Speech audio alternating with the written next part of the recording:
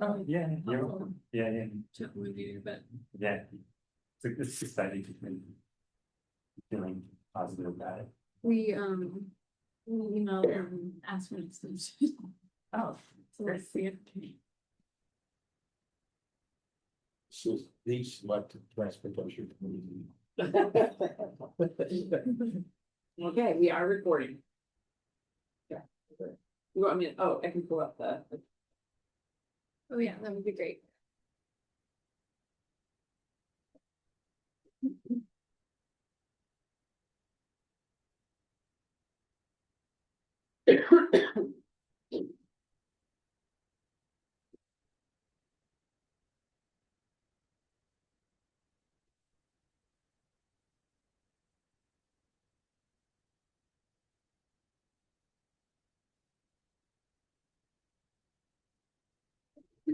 Just went to the transportation conference and have a fresh inventory of pens for the year. Okay, let's begin. We take attendance now. Okay, so we'll take attendance. Roger Here. Healy, Here. Portia Hirschman. Not here. Craig Robinson. Here. Tuck Barclay. Oh, here's Tucker. Woo, Just in the nick of time. Boy, that's something evidence. Peter. Before. Not here. Stonis. Scarborough Foresight. John Anderson, you said wasn't gonna be able to come. It's not. And myself, Jen. Very rude. Portia, Peter, so. Okay. Okay, great. Moving ahead,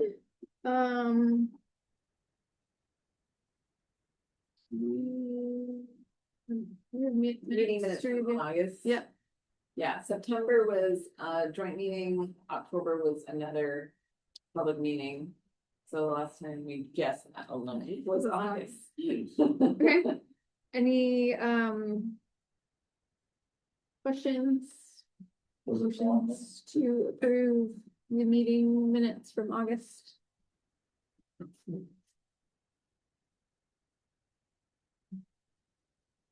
got a motion? Yeah. Motion to approve. Second. All in favor? Great. Meeting minutes adopted. Moving on to complete streets and the traffic calming guidance work.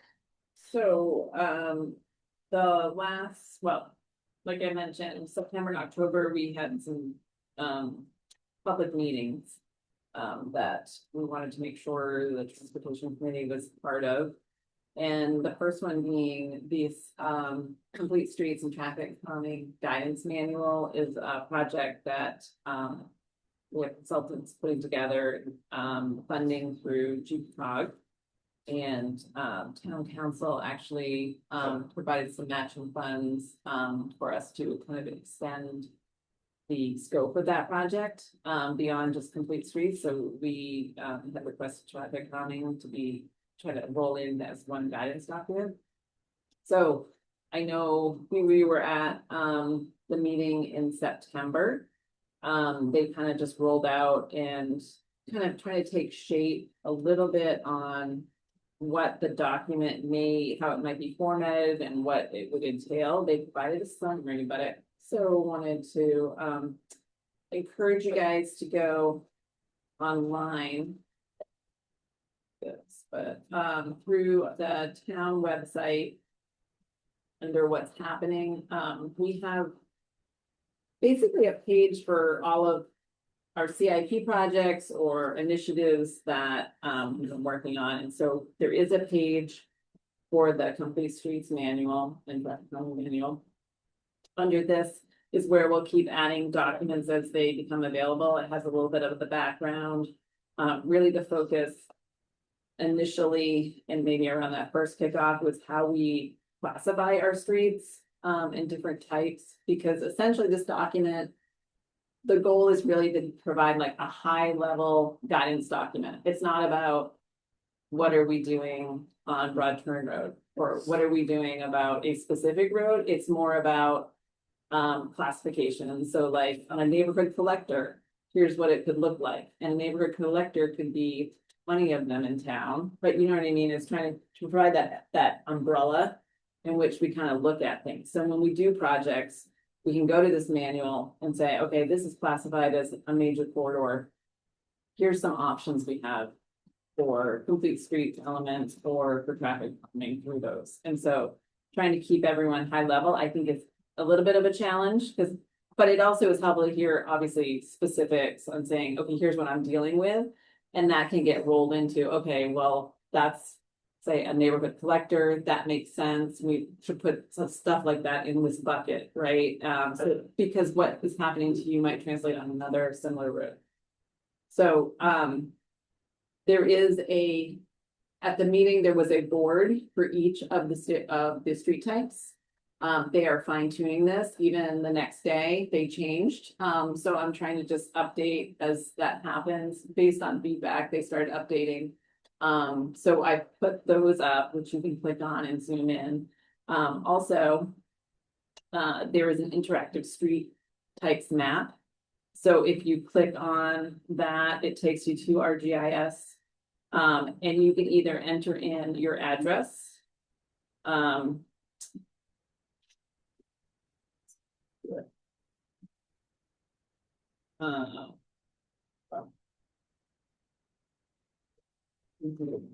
need a real address. Wow.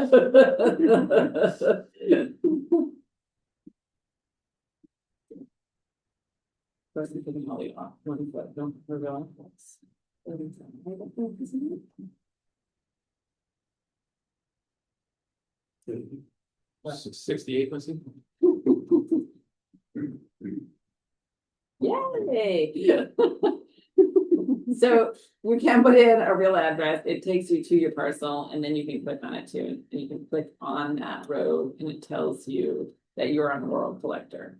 And so it's really about truth testing that. It's on form. Excuse me? When it came up, it says that your property's on form road. Oh. Is that another one? Or is that? Really? That's weird. Yeah.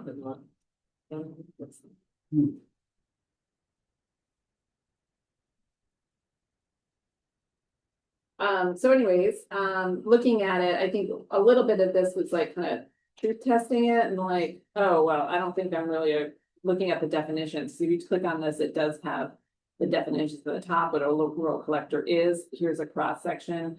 You can say that really doesn't make sense for the context of my road. I mean, that's what we want to hear to try to like really kind of kick the tires on it a little bit and see if like that errors in that, so we can fine tune it because this will all become part of that document. So just using that as an example where there were several roads highlighted there for rural collector that I'm not sure. Okay.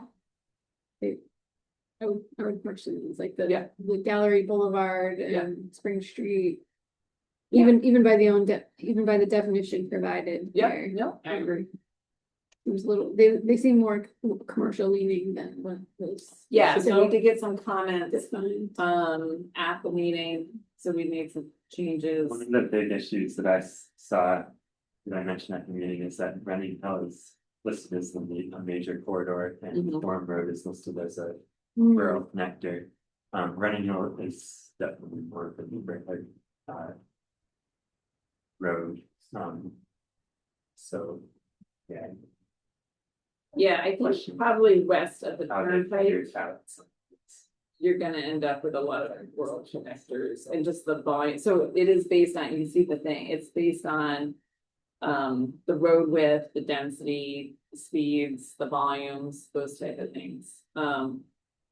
So, yep, I would encourage you to look at that and just provide me comments that you have associated with it. One other comment to that end, I know that the major so the major, what are they calling them? Major Corridor. Yeah, major corridors maybe. Which are shown in yellow here. Yeah. I think just like based on volume, I kind of wonder if there's like another tier. Are you in Gorham? For his house. Yeah.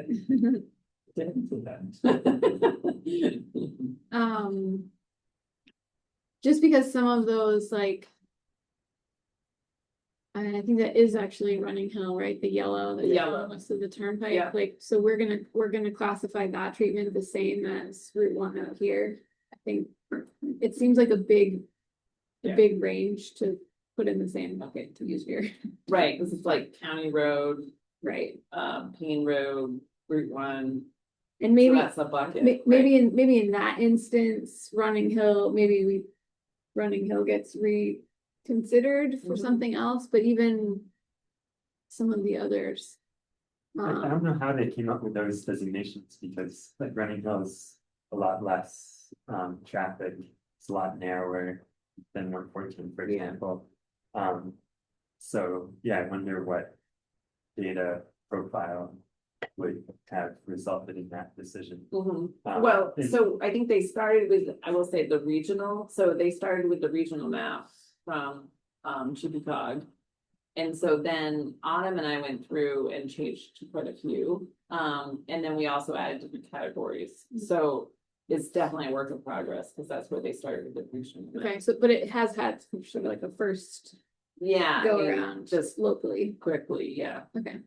You know, a couple of, I would say 20, 25 years ago, one of the early iterations of a bypass was, going right along Running Hill Road, heading across 114 and heading west of O'Donnell's and coming up on to 22. You know where Mercy has a quick care out there? Yeah, that's in the 2003 transportation study. Yeah, that was talks one of the about earlier- that. Earlier versions of one of the options. Yeah, the 1997 big study too, suggested that. But I have a question, Angela. When you, or maybe Jen, when you're dealing with all these consultants, traffic consultants, and they take a look at stuff. Do they ever come up with any recommendations for creating more connections? Some, to alleviate, I mean, realistic ones, right? I would say, I think Scarborough actually has probably one of the more recent ones, which is the highest. Like, we don't build new roads anymore. Like, that's not a That thing, was but also- highest was a big deal. Yeah. To connect over. So there's very few examples of where you'd have that kind of investment and that kind of infrastructure being built. But even the Route 1 corridor study, they showed bypass roads or like parallel roads to Route 1. Yeah. How practical those are though it was basically a planning diagram, with bubbles, but if you actually look on the ground, it's people's homes, it's 2-to-1 slopes, it's a ravine to a South river, Portland. you know what I mean? It's like, In South Portland, to try to do something like that. and South Portland is actually pulling that back out and revisiting, the connector for that. It's just now everything's, there's wetlands that maybe Yeah, Um, so, a little Um, easier to Saco. permit in the past. Down in Saco, if you go down Route 1 from Black Pond Road. Yeah. I go down there, and I can't think at the top of my head what the name of the street is, but you go down past the turnpike. Yeah. Then you can take a left and shoots right down to Route 1 Club. It's a straight line. And there's all these neighborhoods and everything, but it seems to me sometime way in the past, because it's such a straight line. It wasn't an old trail or something, it wasn't, and that we need things like that, but I don't think they build roads anymore, new roads. sort of connected to that, I wonder if there's, when a typical developer goes in, they'll do usually a dead end cul-de-sac, for example. And I wonder if there's a way to encourage developers when they're putting in developments to connect from, one street to another. Well, we Seems actually like we have It a is lot in- of stuff. It is in the ordinance, but it doesn't have you can have a 2,000 foot dead end road, and so I think what you'll find is a lot of 2,000 or 1,995 foot long dead end roads, and that's what we have a lot of west of the turnpike. There is an ordinance that we need to develop next year that's required by our by EPA and DEP. That's required us to do a low impact development ordinance, and part of that will be probably me suggesting we shorten that to 1,000. So essentially, you'd say you can have 1,000 foot long dead end street, or you connect through. So it makes it a little more enticing to say, oh, if I can get more lots, and then you have to continue, right? It's like. Yeah, it probably always is. Sometimes there It's always, wouldn't be an option to Yes. connect depending on where you are, but there often probably would be a way you could if you was lucrative enough, you didn't. if you're pay for creative these enough, for yeah. dirt. Yes, but I agree though with connectivity that is, or diffusing traffic is a really good way of addressing. I mean, it is so interesting coming from where we live, Jen and I, come up the old film now, you want to come up there like around 5 o'clock. There's all these myriad ways of getting up there. I mean, like to go to Amato, sometimes I go all the way around my, the Rose One and everything. Yeah. All these different ways, but you have to do that now because the traffic is so heavy at that time. So, but we just have a limitation, with roads in this town. So the other piece to the manuals, looking at traffic calming, they did provide their first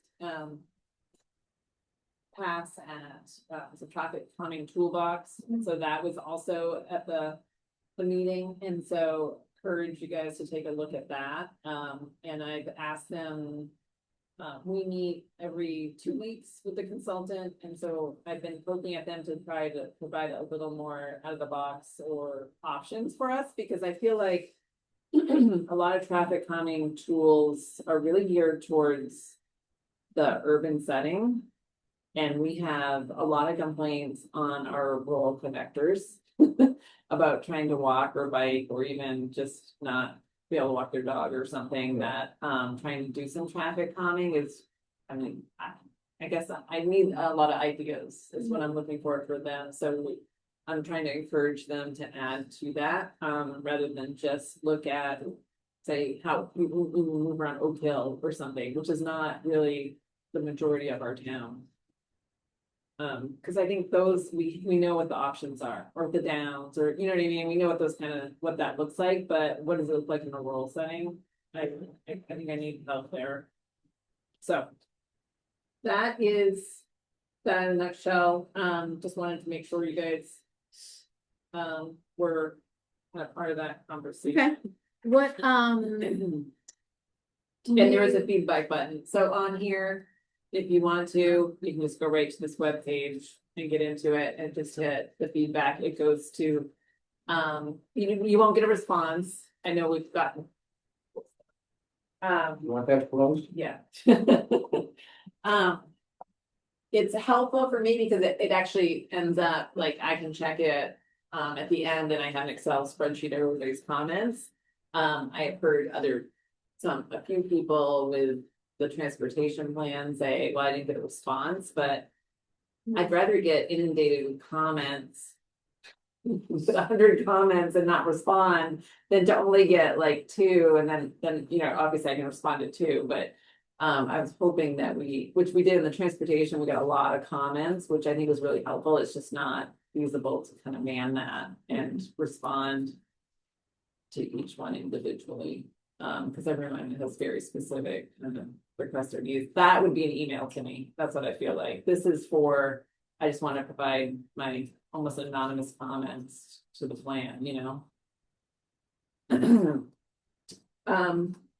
So then the next thing on the agenda is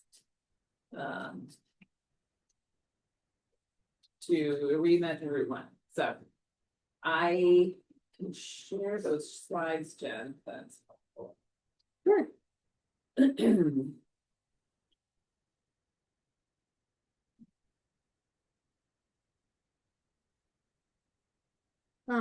While Angela is pulling this up, I will reiterate for this group and anyone that might be watching later, that this is a project that I'm working on professionally through my company. So just stating that. But it's been helpful to, to have some of the background from this committee, but also just sort of conversations overall. And you may not be surprised to learn that there's a lot of other communities on Route 1 that share a lot of the same concerns that we do. So it's been an interesting process, but basically this project is currently at the point where we are taking the reimagining Route 1 Oh, project. that's how you're talking about. Well, this is a particular project. Which started out with a series of public engagements. We had a public meeting here in Scarborough. We held them in Yarmouth, Saco, Cumberland, and have had a couple of online opportunities for folks to provide input as well.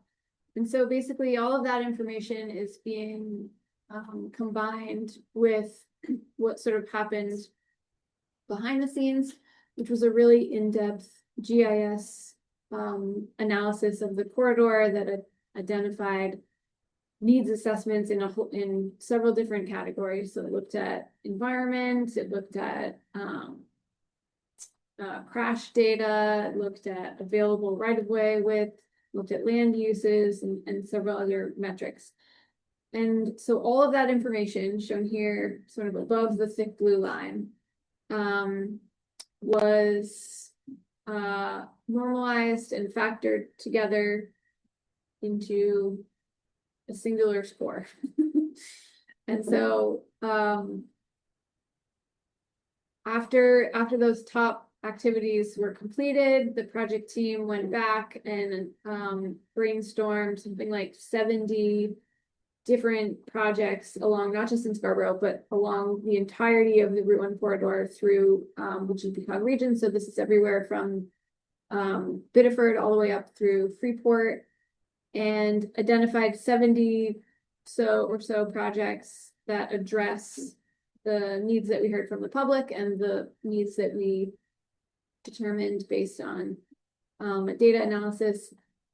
And so and then this scoring mechanism was applied to each of those 70 projects.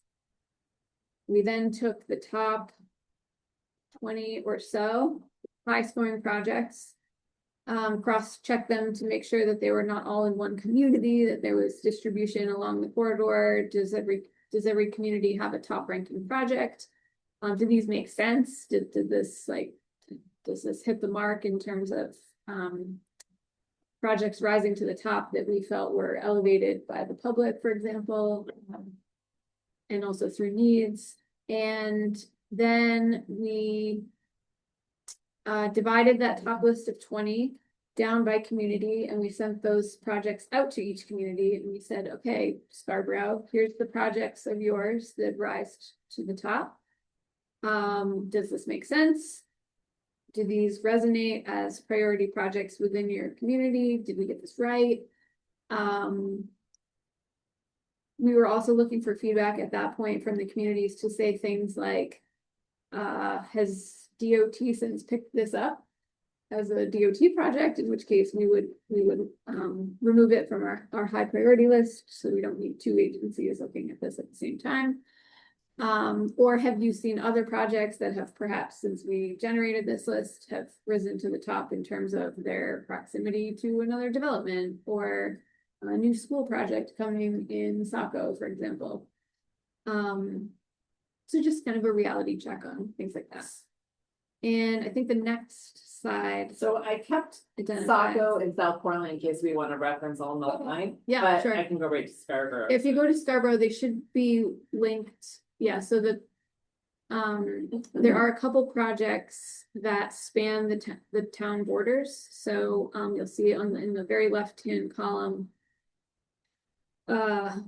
where it says SC13/SP1, that's a Scarborough and South Portland project because it ranges, it spans the town line. And this is kind of a unique feature of this corridor study because a lot of other studies that are undertaken are usually either broadly regional without a lot of specifics, or they are limited to a town boundary, at which point outside of that town boundary, you know, you're not really factoring in what's happening next door. But the reality of transportation projects is that it's not really how it works. People drive freely, you know, across, and you can have a development just over the Saco line. It really impacts what's happening right away in Scarborough, so vice versa.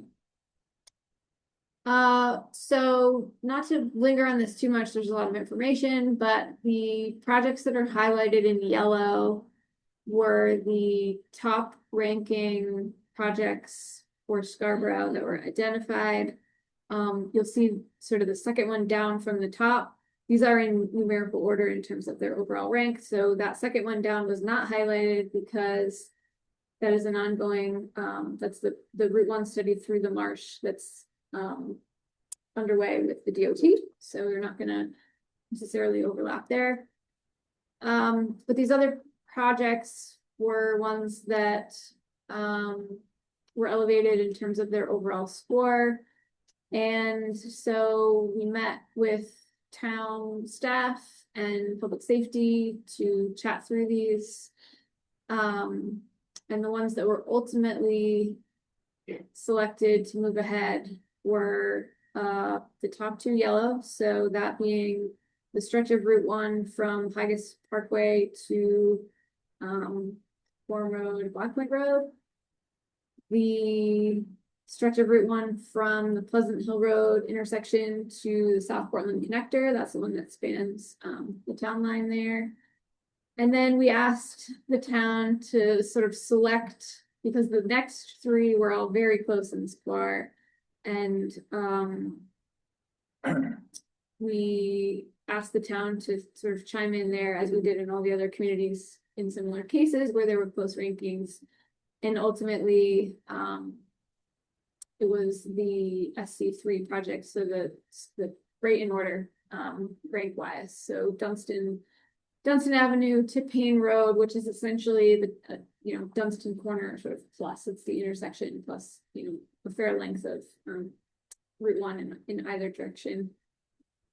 And I will say that project, the Dunstan Corner project, and the Higas Parkway to Gorham Road projects are both classified as priority centers in terms of this is a designation that GPCOG has given to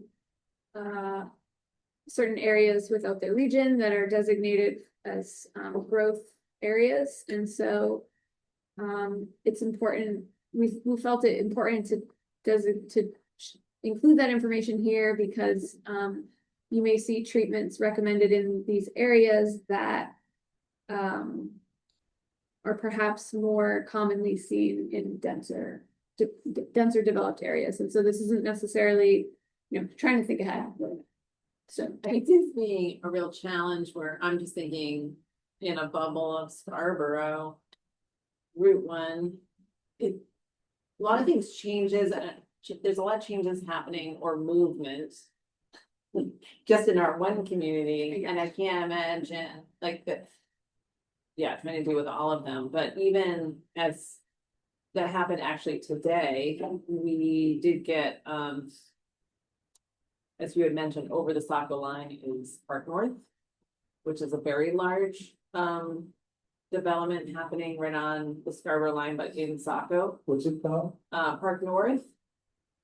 Where's it? Elliot Chamberlain's project Okay, across the okay. line over there. Those are the apartments you're talking about? No, when you head south, it's a whole, it goes actually, it loops all the way down around a cascade. It's huge. Okay. So it's And they're got housing, it's got commercial, it's got everything in there. Okay. I don't actually say that.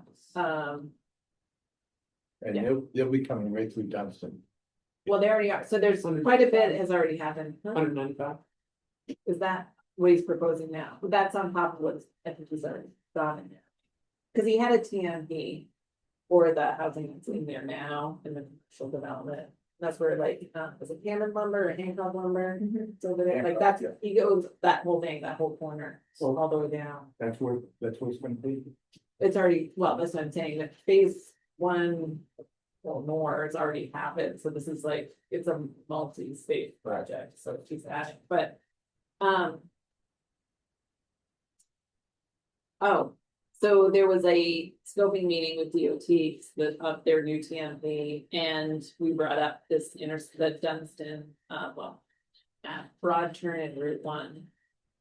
And the potential for 2 left turns coming out of Broad Turn Road. So Sebago Technics is actually looking at that, to do some sort of layout modeling. There'll be some upgrades you gotta do on Route 1 to accommodate those 2 lanes. So that might be happening as part of the Park North project, so On turn 2 left, so heading back toward. heading north. Actually, heading out, so, cause our heavy turn is coming out of Broad Turn Road, turning left, going north. Mm, In our Okay. commuting Yep. traffic through there. Also, I think coming from Pine Point Road. With the campers and campgrounds down in that area. That's a heavy right, again, heading north up through there, probably to get to the highway. It's probably the closest step to get towards that. That in the summertime, turning left to go to the beaches. Yeah, South, turning left to go to the beach. so we talked about, and it sounds a little. I guess a little convoluted when we're talking about it's all that northbound from those side streets, but. Essentially, what it means though is if you add a lot of traffic from Park North, say heading from Saco. Towards the marsh. And on that leg.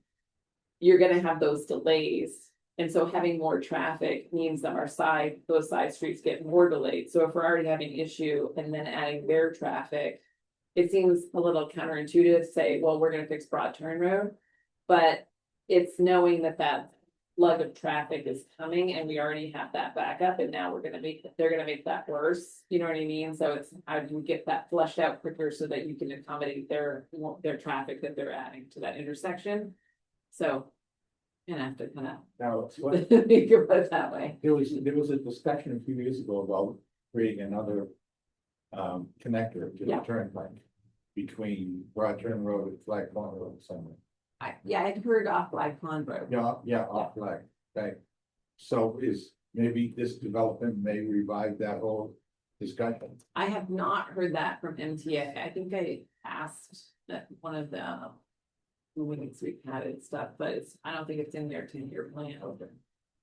I don't know if you know. Exit 35, which is in line. On 112, Was that I think, in lieu of? addressing a little bit of that, but they also are planning to.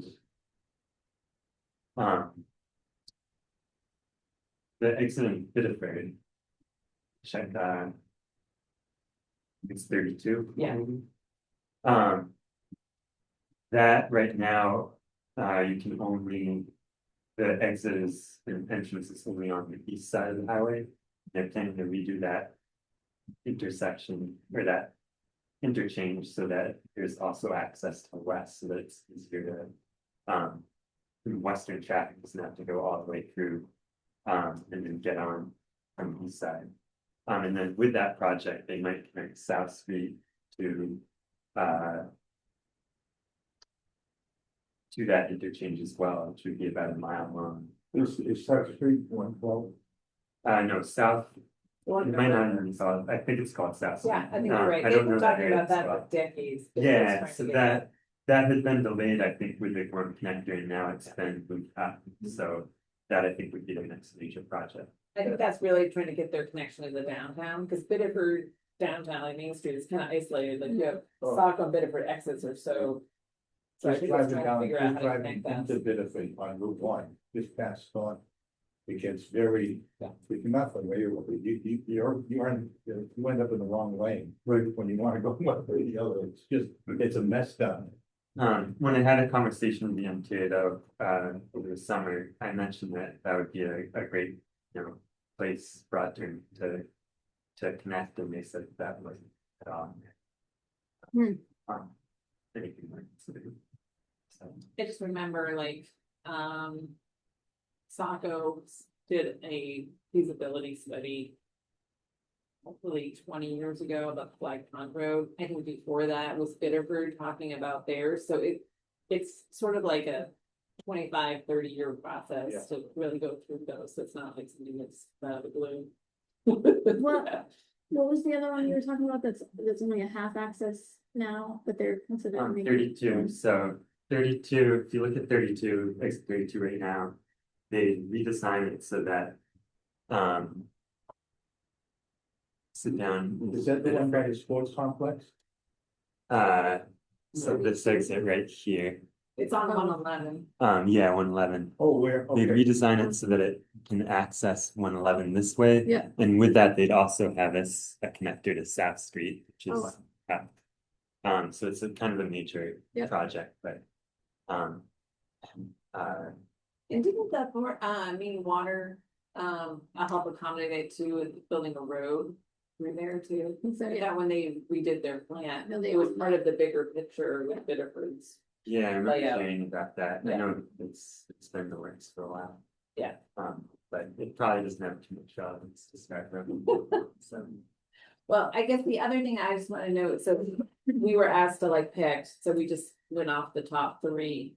But in the conversation we had internally with police and fire, public works, engineering, planning. We internally were putting a lot of emphasis around the Scarborough Connector interchange. So that's where, that's SC10, so it's just below the line.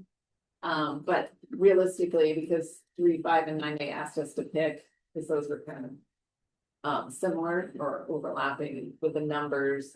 We did point out to Tool Design that that is an important project, I think. What would that look like for changes? So again, I'm looking at it as it's looking at how we do things like a 30-year process. So let's start doing a feasibility study, right? And start looking at it, see if it makes sense. Is I picture it similar to South Portland's interchange. If you come off the highway onto their main street, you're teeing into it. So you end up at a light and you have a signal and you make a decision left or right. What we have is people going 80 off the highway and going down what is our main street at 80 miles an hour. Right? And that's why nobody likes to walk or bike on Route 1, right? And so kind of changing that context a little bit, I think would make huge difference. I know in the Route 1 corridor study, T.Y. Lin actually showed it as a roundabout. I think that's a little problematic with the speeds coming into it, I would think. And I don't think it's the worst idea to have people have to stop and make a turn. And then you're picking up speed again, rather than kind of continuing the speed through. you're talking about the Scarborough Connector. right? Yeah. And the thing is, if they create a T into Route 1, because again, going back every year, Take it every day. there was concerns about trucks traveling north on Route 1 out of Pleasant Hill Road. And they wanted to try and make it easy for trucks to take a left. Yeah. Head south and then get on the connector. Yep. But that's when Humpty Dumpty was still there and. I mean, you could still design it to accommodate trucks. I mean, to that matter, I actually was having a conversation with the owners of Hillcrest.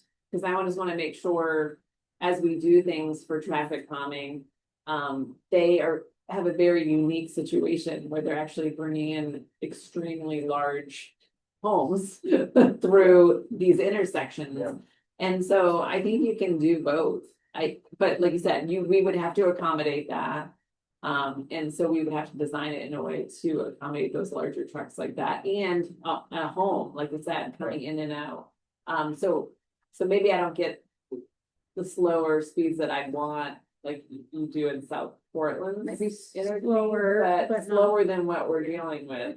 Yeah, I mean, especially if you catch that first light, I mean, the speed limit drops, but you're just on dead So- straight Yeah. anyway, Yes. 5 lanes wide, Yeah. so like you're just, It feels like a highway. yeah, so Yeah. it feels like a highway. Plus, Um, if they change that into a T, right into Yeah. Route 1, that would free up land which could be developed, Yes, you know, which. yeah, well, I did Would that find be- when I would started, that be state Halifax? Right? would it, no, it would be state, is that what you mean? Yes, would that Yes. be state manufacturing? No, they're on the other side. Oh. So the state of Maine, so DOT owns all that area there, so it would, I don't know if they would keep it, or I actually, it becomes part of the town right away, because I had a grant to plant trees, I tried to plant trees in that area, like, to your point, it's like, kind of changing the context, it's a highway. But I ran into a lot of concrete, so underneath all that grass is concrete. So there probably would be some work needed to be done to kind of change that. If you did a roundabout there, I wonder if you could have a roundabout where you just had a stoplight for south, or westbound, southwestbound traffic coming off the connector. So Oh, they right, had a that- signal, That, but everyone else had a roundabout right away, and that could be a way to address the speed. Yeah. Aspect of this. I just wanted to see, gauge, I guess this group is. It was part of the conversation around, our room quarter study, it's been a few years. And I feel like, it is in the transportation assessment, and we just did our study. And so it's been talked about in the conversation around, and it just, I feel like just kind of keeping it going to feasibility or 20% design, or you just kind of keep moving it a little bit, moving that needle a little bit. But I didn't know what to gauge you guys on. So when Scarborough makes a determination. Which ones they wanna focus on, does it go back to main DOT? Or does it stay with Scarborough? It's the next region, right? Oh. So that's who your client is, right, Jen, is GB cog. The reason I'm asking is, see, this is an example of something I think. Somehow the public could be aware of all this planning that's taking place. Mhm. So they don't think Scarborough's not doing anything about that. Well, if you look at like PAX and GB cog, they do their annual reporting. I mean, all of these lists where they're ranking all these projects, and we submit constantly. Yeah. For all of these funding streams that don't get funded, but it's all in like that. I think I walked through with you guys the 2050, is it Connect 2050? I laid out everything for the next, 25 years, or possibly think of, which is gonna change as soon as you write it down. But it's always, so that is documented. It's just, I don't know how interested anybody is to look for it, Well, besides Stannis. Could you bring the Scarborough Connector to Pleasant Hill Road, just add that to the Pleasant Hill to Southport Yeah. Connector project, and just have. The Scarborough Connector to Southport Connector segment as one single project.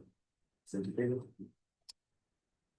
Say that again, from one connector to another. So Combine SC13. with SC10 and just say it's to, Mm.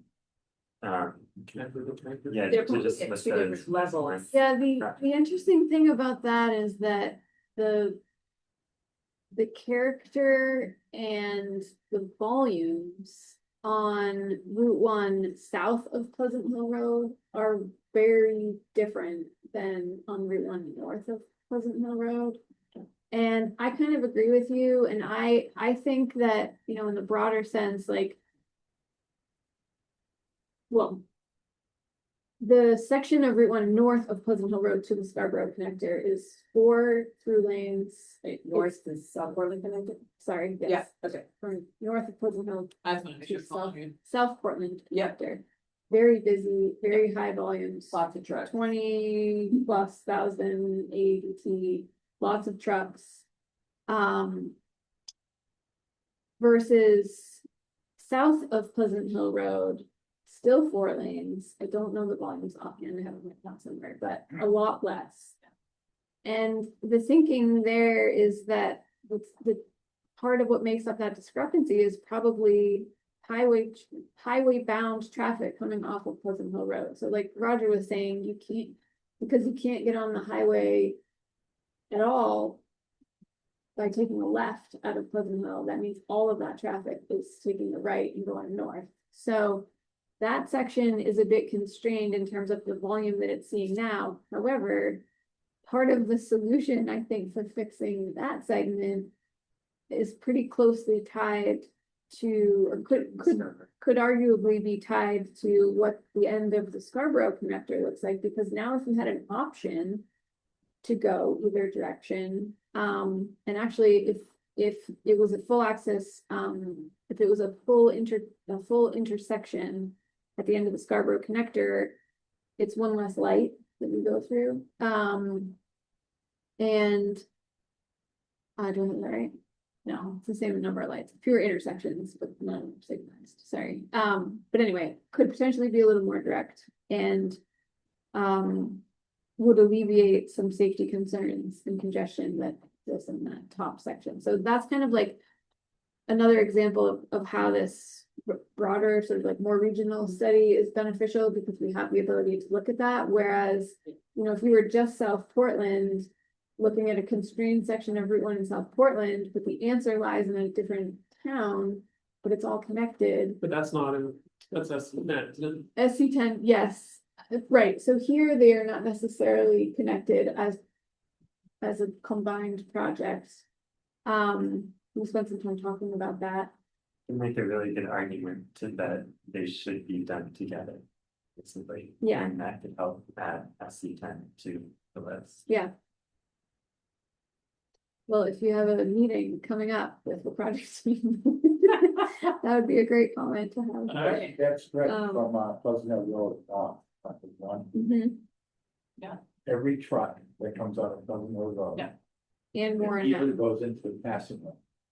So That's. so cars, if you want to, you have to. To get rid You of have the to line. pass on the right because the trucks Yep. stay in the Yep. left lane. And then coming back the other way, if you're coming south on Route 1. You don't want to get in the passing lane because somebody found a lot of stop before the Dunkin' Donuts. And. Well, at least there's a it's- light there now. Huh? At least there's a light there now. Yeah, but still with this cars coming north, you know, the Yeah. car is gonna be there. They're gonna left, to get into the Dunkin', and then there's then cars are trying to sneak into the right lane. It's so dangerous, right? But that's really strict there. people will put their blinkers on until they basically stop, so you think if you're going fine, and then people just dive out of there. Yeah, But yeah, that section should be a priority, I guess that's what the question is to us. Yeah. That will support doing one. I think so the conversation with police chief brought up too, and we had this conversation around like SC5, SC9. We're talking about upgrading pedestrian infrastructure. Like we know, we've had the corridor study, we're doing with the transportation plan or study, we just looked at, we know where the gaps are in sidewalks, like we know where the gaps are, we just need to now implement like bicycle and pedestrian accommodations through that, like, so we were looking at Southgate to Vigus. Like, we know the constraints, I mean, we have wetlands, you can see the cattails, 2 inches from the travelway. I mean, we have constraints, so I don't know about studying it more, is to say, we're still gonna have the same constraints, which we need to somehow tackle, but I don't think that kind of moves the needle on it. To have, you know, them spend the time working on showing us a pretty picture that we then now have to figure out how to implement. And most of that is raised, we're not through, like, Raising what? that's a Southgate different, to the Parkway. that's a different, A good portion of that would entail raising Route 1. No, they would transition back. You mean when DOT raises the marsh crossing? Yeah. Yeah, so then they transition back at Southgate Light. They wouldn't do that until they raise Route 1, though, right? They wouldn't do, they're not connected, they're not, Southgate Road, oh, wait a minute, Southgate Road, you know. That's what I'm thinking about? Tractor I'm thinking of the Vespa property. Southgate Road is on the other side of the mountain. Southgate's at where Tractor Supply is. Yeah, In right, Abbott. okay, yeah, I was thinking of, you know, the Vespa property down there by Dunstan. They used to be called Southgate. Yeah. Yeah, so I that's- gotcha. Oh, okay. They still be called Southgate. When you do have the final Route One report, will you go into some design of what like that upgraded pedestrian infrastructure would look like, or is that left to the next? The top three that were chosen will be advanced, yes, into a conceptual design level. So, you know, high level, they're not, this study doesn't include any traffic analysis, so you know, that's obviously like the next big piece on a number of the projects. To verify by data, whether these road diets or turning radius reduction, things like that would actually play out. But yes, it could be, the idea is that it's sort of like the first, a high level concept look at what these improvements would be in a way that the towns could see them, that they would be helpful to the towns in moving forward to the next step. So informing the feasibility study, informing the funding application, informing further design. Yeah. Sure. It's not anybody to get on. Okay. Okay, so if you want, I can move on. Yeah, I think that's good. To East Grand Ave. So we have had, public meeting down there. In the neighborhood at the fire station, which many of you attended, so. At the time, just as a reminder, the scope of the project, basically from, Pine Point Road to the Old Orchard Beach line. And doing this as a complete streets project. So, with the public engagement that happened a few years ago, there were 4 concepts. The, stakeholders at that meeting voted, they came up with this option D. As through conversations at that meeting, they kind of pointed out, we like this one, but here are the few flaws that we see. And so they came up with this option E, which was the bi-directional bike lane. So we did start design, on the bi-directional after that meeting, and started running into complications. So, we are finding that as we start kind of trying to separate that, it becomes what are you doing for barriers? How does that accommodate drainage? How does that accommodate snow plowing?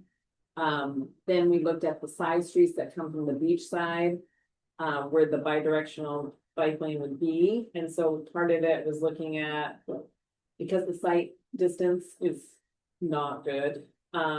Most likely everyone would be stopping at the other side of the bi-directional bike lane. So it'd be those obstructions on every street along there. So that was another one of the complications. So kind of started circling around having the conversation of, well, what are the other options? I will say I also received a letter from the Bike Coalition of Maine in their opposition to it. Also talking about the transition points on either side. It is, I think it's about maybe a mile long, maybe less. And so it kind of looks at, for something like this, it seems as though a longer stretch, like if we were going from Pine Point Road to the pier, it seems like a great opportunity for, you know, a bi-directional bike lane. We can kind of like, we're going to work through these complications, we're going to get there. I feel like that when you're transitioning and then you're going a short distance and you're transitioning to kind of how you make those safe, we're really struggling on how you make those crossings safe. So it got to a point where we looked to pivot back. So this is what was shown at the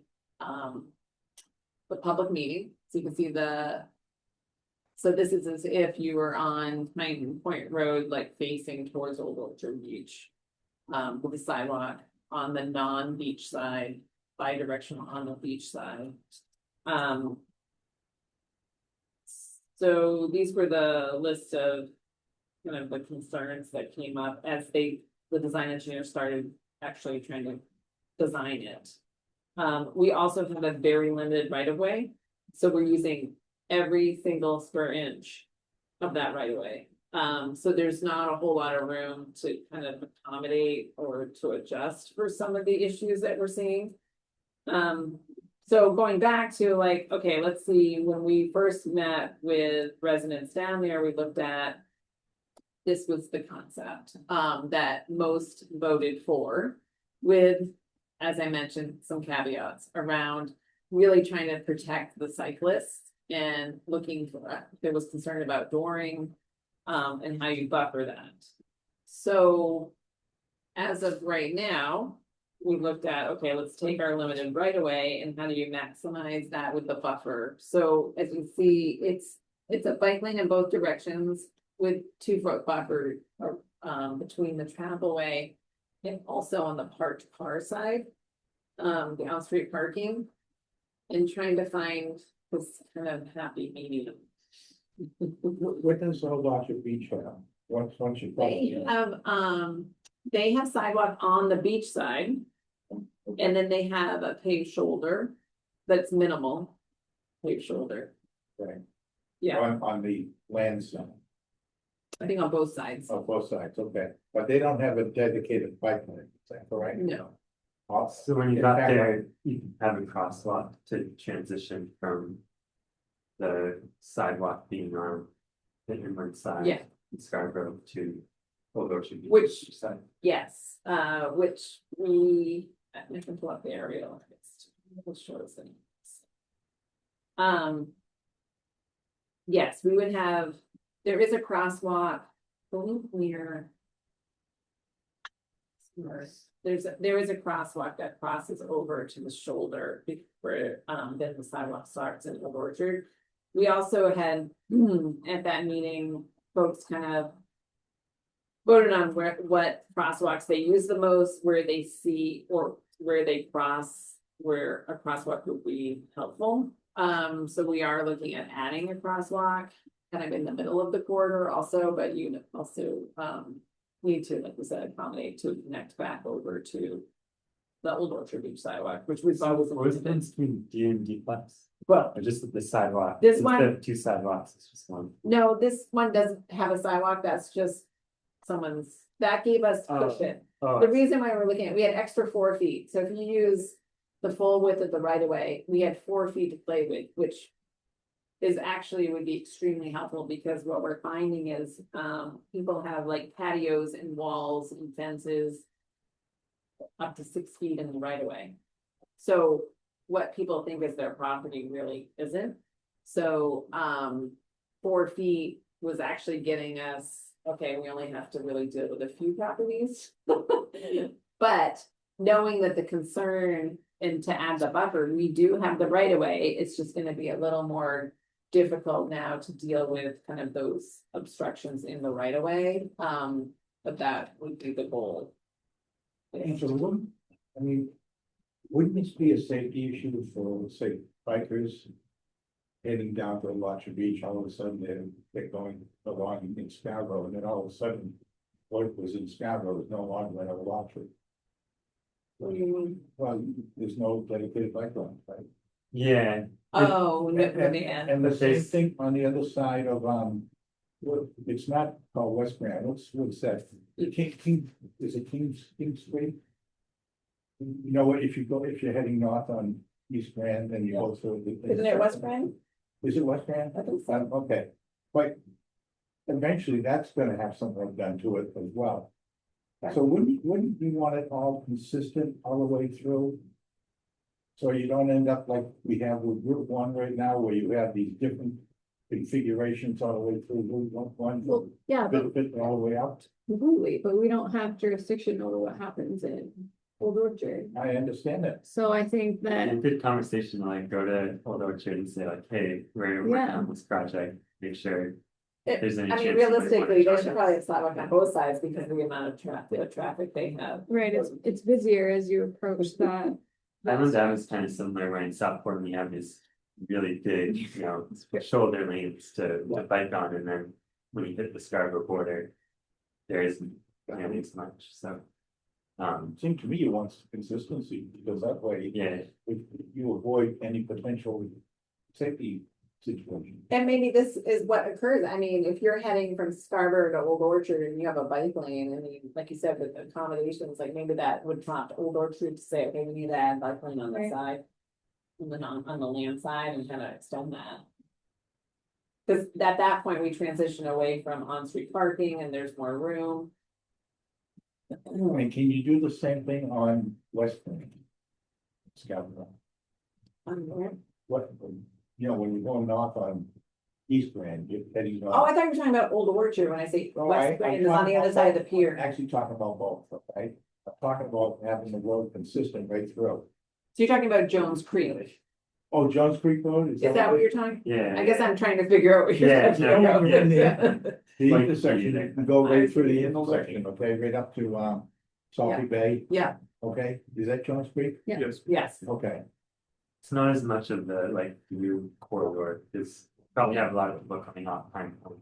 They're Getting on East Grand Ave, but the East Grand Ave from all the way from Jones Creek is, I'm guessing, much less frequently used by biker. But, yeah, I mean, it's a lot Yeah. of work going into this, a lot of meetings and everything, but it just seems, hey, I remember Jones Creek was part of the conversation of public meeting. East Grand. Yeah. Did you have further conversation? yeah, so Yeah, they, that'd be all about drainage it was about paving Yeah. over there, well, and flooding. well, that's the vulnerability assessment. Really No shows site them have as they're driveways. flooded, there's nothing we can really do about the flooding there, because they're, at that point is the ocean. Yeah. So really it was about paving there, and so they're on the paving list, but then. We had issues with a few of the fire hydrants and some of the water mains, and so Maine Water has prioritized. Redoing Jones Creek and some of the avenues there, so it's delayed the paving. So Maine Water will be going in the spring to do their work, and then probably in the fall, we would, after the season, be able to do the paving work.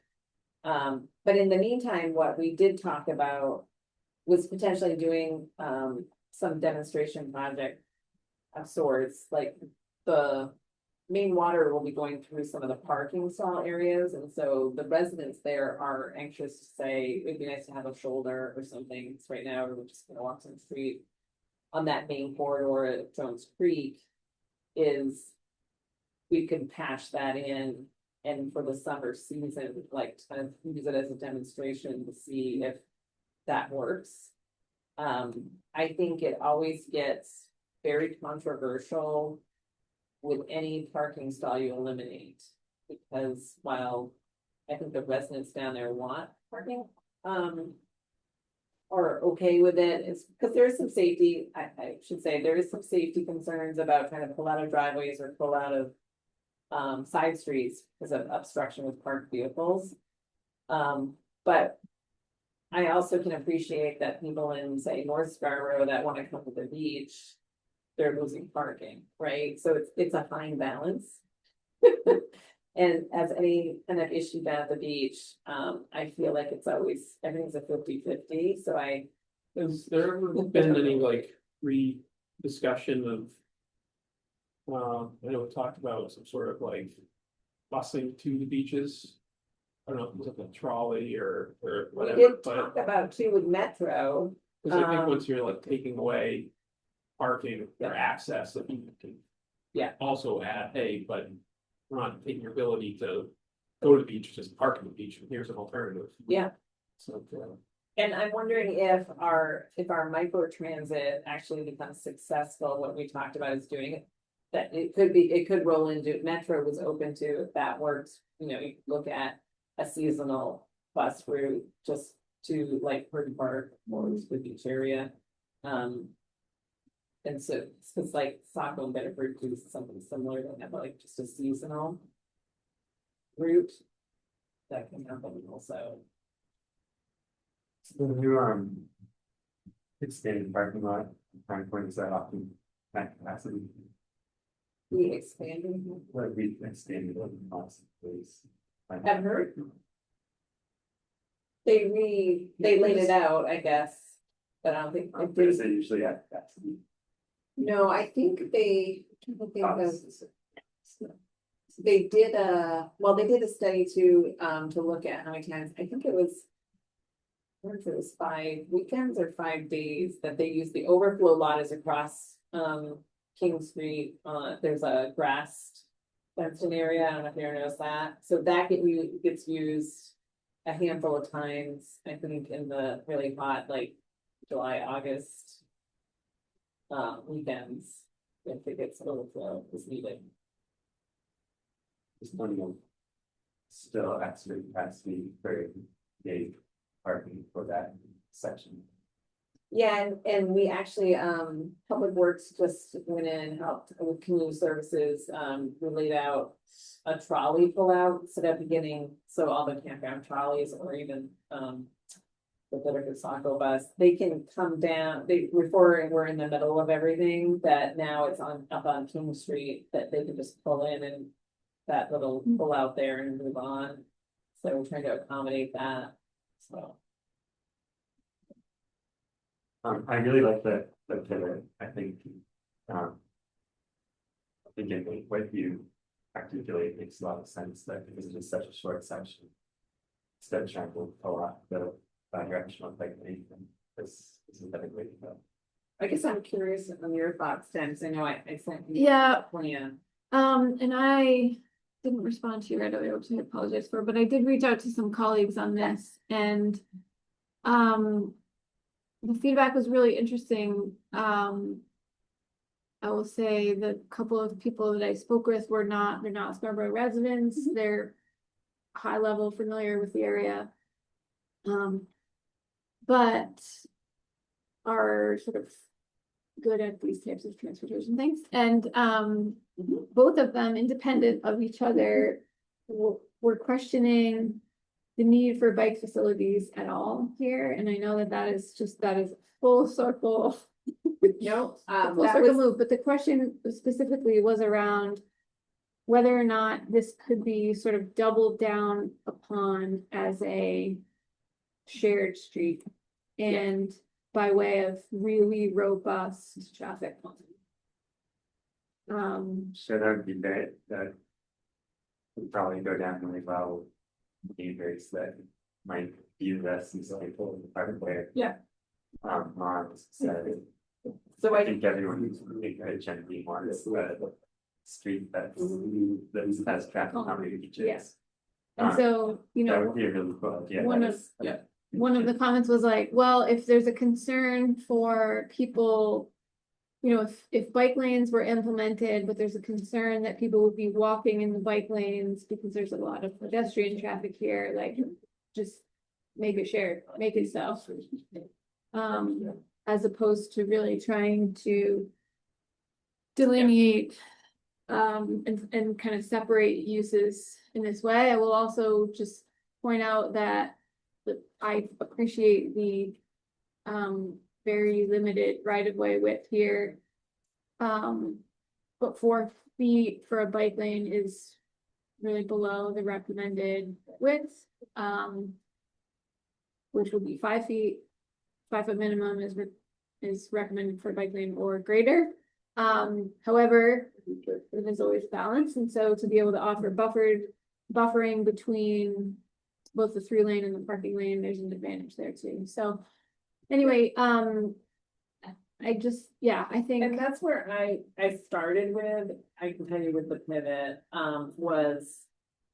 Cause I am writing letters have gone out to specific property owners and saying, unfortunately, you're gonna have to move your freestanding sign or your fence or your whole front patio. Yeah. Those type of things are really hard. Yeah. And so knowing that that's gonna be on me and my task, my first thing was, I'm wondering about sharing and, so doing the sharrows and doing that.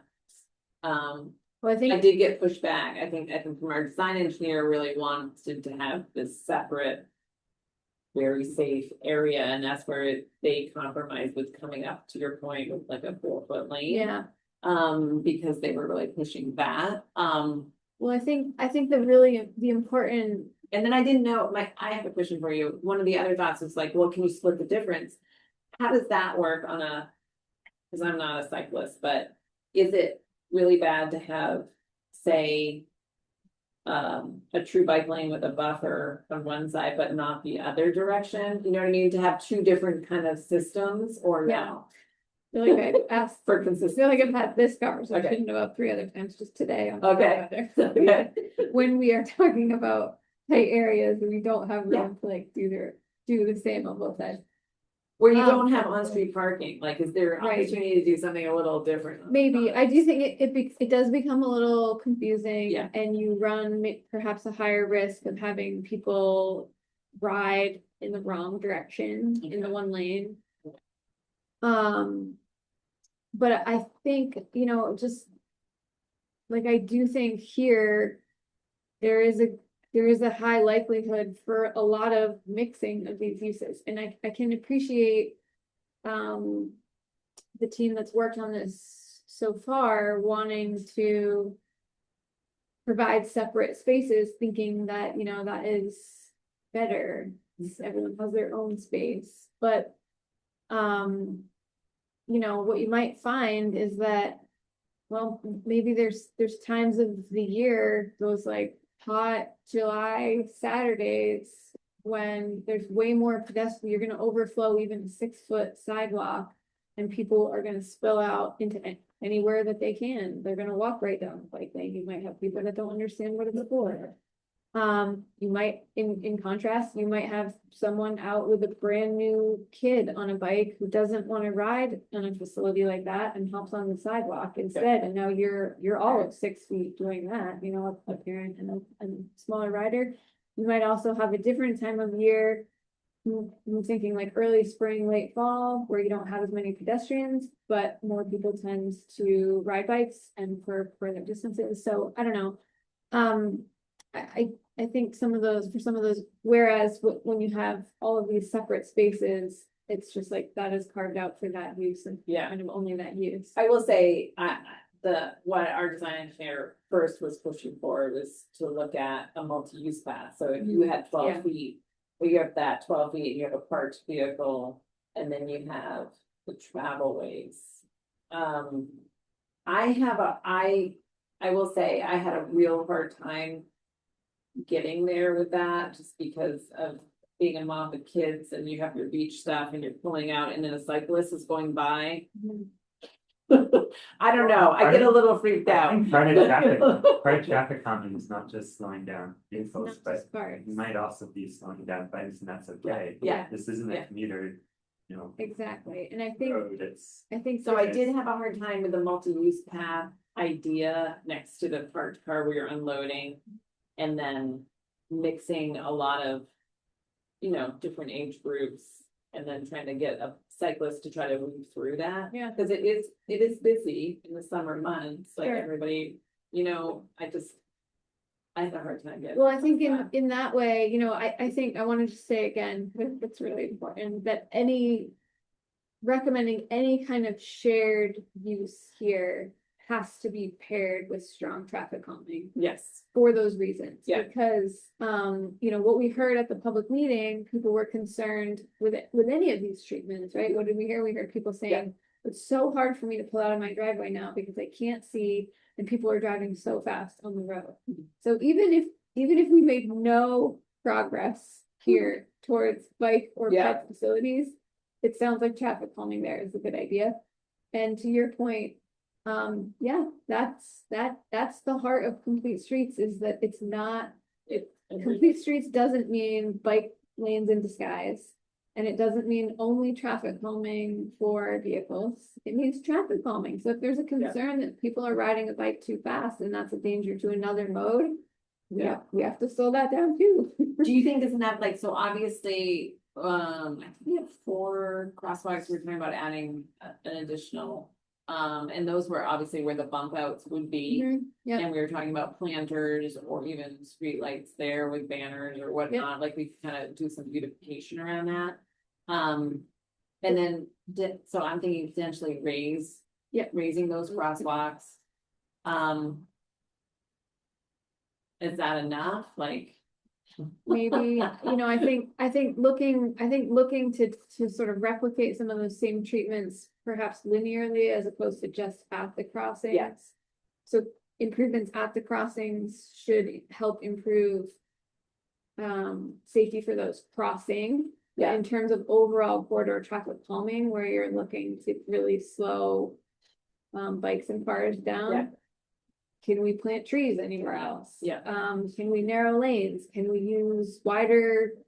so they are pavement 10-foot markings? lanes, so it's gonna be tight. Yeah. I feel like, and you have your parked cars. Mhm. So maybe it becomes a texture treatment on the pavement Yep. where the buffer is or something. Yep, Or if you get rid of the buffer, there's still probably a buffer for the parked car. That could be a textured treatment of some sort. Yeah. What's the Dutch term for like the walking street? oh, the Lunar. Yeah, could this be? Yeah, I mean, Lunar is a shared street, so, this, usually you kind of think of that treatment as more like, I don't know, I guess I don't know it's like hard and fast definition, but me personally, when I think of that, I think of much more of an area that is geared towards pedestrians, but we permit cars to travel through it. And there are just so many clues on that road to the driver that you wouldn't even think of driving over 20 miles or even 15 miles an hour. You're crawling through this other area of like very like Wharf Street, the road was terrible Yeah. condition, but like that kind of usage. You really double down, it's like, this is a beachfront Yeah, community street. Maybe you could make the argument that it should be that form. yeah, Traffic could be, is- and I think texture certainly comes to mind there. But yeah, I think to your earlier points, Sonis, that slowing traffic down here does nothing but improve the situation for everybody. No one, this isn't a major commuting route, and just the uses and the destinations on either end. You probably have some people on with like Jones Creek area, Scarborough that use it. They're going south, but should still see it as a Sure. little bit there on Sure. the. But once you pass through this area, you're heading Yeah. to downtown Old Orchard Beach, so Which is, I don't know. But there is Which kind has a of lot of a those. straight stretch In of the between. orchard that's kind of like this more like it's only development on one side. I know they're starting to develop on the other side, but it's a lot of marsh on that side. Yeah. So I get. Yeah. I'm Yeah. guessing Or if you coming in from orchard, people are probably. went to like the residents and you asked, and you gave them like, every resident on the street had to vote between the different formats. What they're probably most concerned about is slowing traffic down, Yeah. safety, and they probably, I feel like would be overwhelmed if they Like- voted towards. Yeah. Don't take, our patios or whatever, Yeah. even though there's technically the right way, let's just slow traffic down, please, and do Yeah. the shared use. And conversely, if you can call it traffic calming, right? Like if the rest of the environment moves at a safe speed, it's okay to mix. It's okay to mix. And creating an environment where people feel comfortable walking and biking helps further encourage those slower speeds. Because as a driver, you're like, oh, I'm seeing people carrying lawn chairs, and oh, there's a kid, and I can't go that fast because the person in front of me isn't going that fast. Those sort of things. It's all sort of connected. Since the design team's already done so much work on this, could there be a possibility where you could, have this other alternative design and then really go to the public and say which one you like best?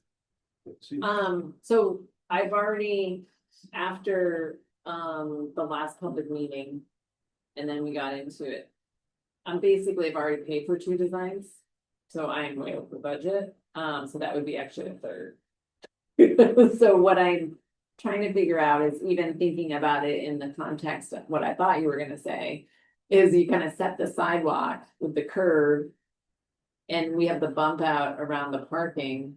And then is it kind of an open canvas on how we try striping.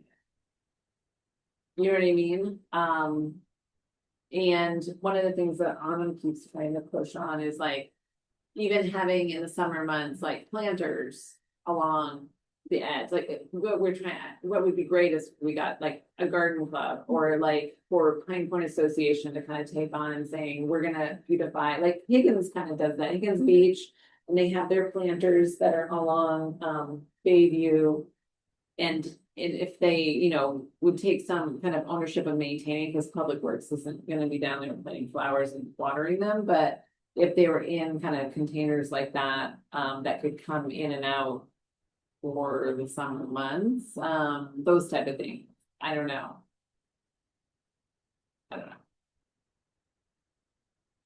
Yeah, I think.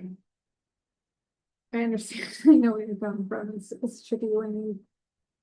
Have all of that work done already, but I think Yeah. to not, like, if I just. You know, if I do that and cover up the bike lanes and sort of like blank slate the roadway, Yeah, I think. then it's faster. You run the risk of it looking like 2 16-foot lanes. Yeah. And we're kind of like, Which is kind of where we're at Back now. where we Right now, I started. think they're 14 yeah, foot lane. I mean, it's comfortable to go fast. yeah, So is this the preferred? This is where the design engineers are at right now, and they're developing a 60% design, which I will have in January. So then you go to the public down there and see. what And they- then the public will be able to weigh in. Okay, And if they hate it, we just go back to the drawing board, because the next step would be. Here's the design at 60% and a cost estimate, which would help inform. Our next CIP, so we're gonna be in the middle of budget season, that's why I wanted to get it in January with the public, and then we'd have something. In February, where Tom goes to council with our budget, March, I think usually, So we'd have a good number for that, but if we go to the public, say, late winter, and everyone's like, that's never gonna work.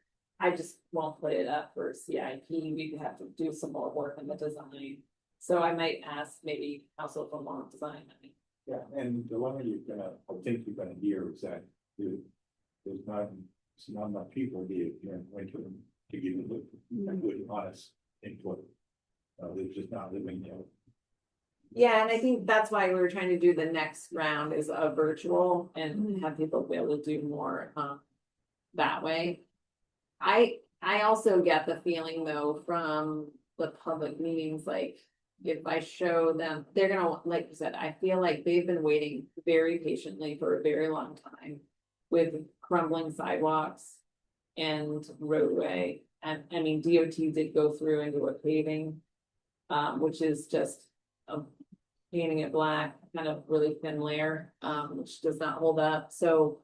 They've been waiting a long time, so I feel like, to your point that you said earlier, having traffic calming. And give us a new sidewalk. Traffic calming, looking at the crosswalks, you know what I mean, enhancing those crosswalks. That I think they might be open to kind of trying stuff out here, but I don't know, we'll see.